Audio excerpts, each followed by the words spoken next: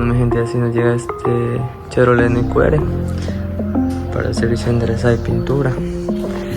Pues como pueden ver, ha tenido un golpe frontal, entonces toca enderezar el capot, templar la puerta que está realmente torcida, tiene escuadre, como pueden ver no tiene nada línea, entonces toca templar. Bueno, normalmente esta puerta es recta, entonces tiene una curva bastante pronunciada en esta parte. No se nota bien, pero viéndola por dentro sí es bastante. Entonces toca templar, enderezar. Y esta parte también que está recogido, toca templar, que quede súper bien como original.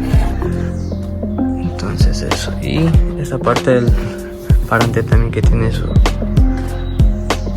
torcida y toca templar también. Entonces vamos a ver cómo nos queda este trabajo. Y así como pueden apreciar, la base del parachoques está torcida, normalmente es así. Y bueno, la pared de fuego también está hundida, toca templar y sacar todos esos golpes. Y la parte del piso también que es de